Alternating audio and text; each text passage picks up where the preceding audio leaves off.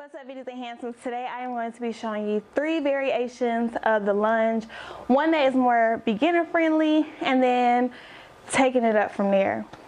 So you don't need anything. I mean, you can add weights, of course, as you get more comfortable with the moves, but you don't need anything to do these moves. You can do them anywhere, at home, at the gym, outside, wherever. All right.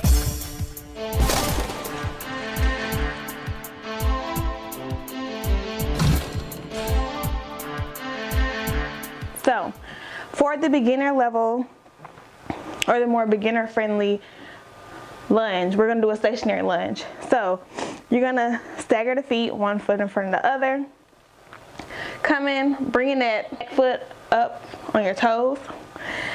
And you wanna make sure that your hips are tucked. That is very important as you add weights. Of course, you wanna have proper form whether you have weights or not, but without the weights, it's easier to do it incorrect and not feel any pain. Whereas as you add the weights, if you continue to do it incorrectly, you will start feeling the pains that I'm talking about if you don't have the correct form, like lower back pain, things like that. So staggered feet, up on that back toe, hips tucked, and you're coming straight down and then bringing it up. Now with your knees, as you're going down, you want to make sure they don't come in again. It hurts, it doesn't feel good. It's bad for your knees because your knees don't have the proper support. You want to kind of have your knees and your ankles aligned as much as possible. So I'll turn to the front so you can see me better. So feet staggered, taking it down. You see how my knees are kind of coming out, but not all the way out, but they're not coming in. Okay, and then bringing it back up. Doing the same thing on the other side. So as you get more comfortable with that, doing that for about 10 reps comfortably, you can move on from there. Or you can keep it there and add weights. You can add 1 weight to create more of a balance. You can add 2 weights to just get a heavier load for you. So you should also feel it.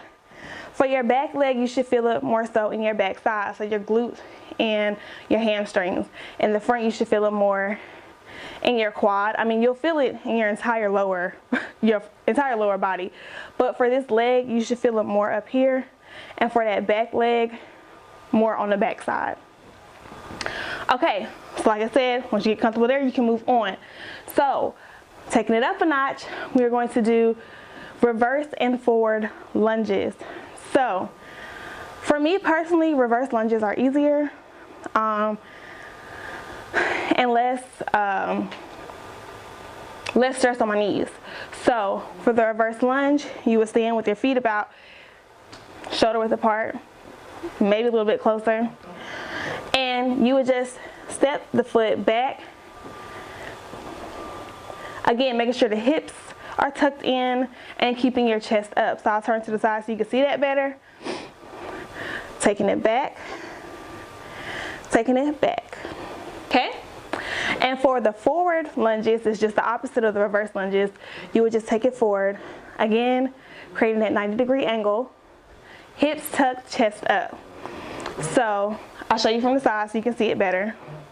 So the steps are not that big, but I promise you, you will feel this.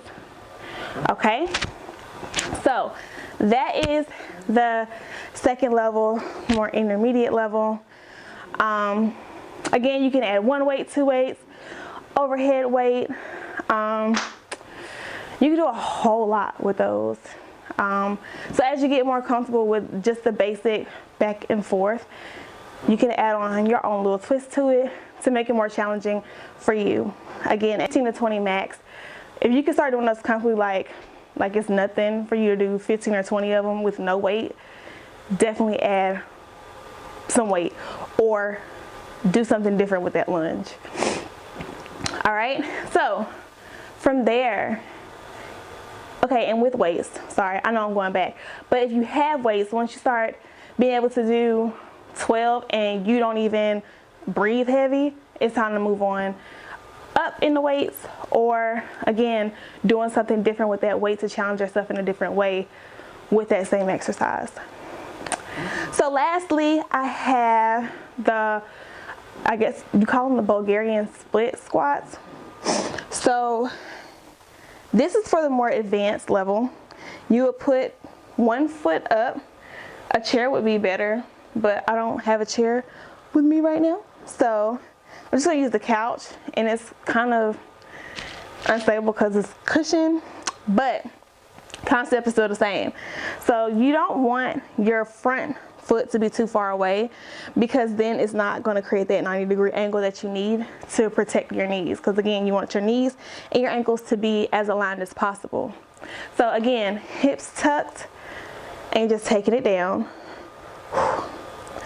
taking it up. Same thing on the other side. Might be able to better see it from that side. So again, front foot not too far away. So as you take it down, you can form that 90-degree angle. All right, so that is going through the different levels for the lunge. If you like this video, make sure you give it a thumbs up. Comment down below if you have any questions or concerns regarding the lunge, or any recommendations for future videos. And subscribe if you haven't already. You want to see me every week. I know you do. All right, see you next time.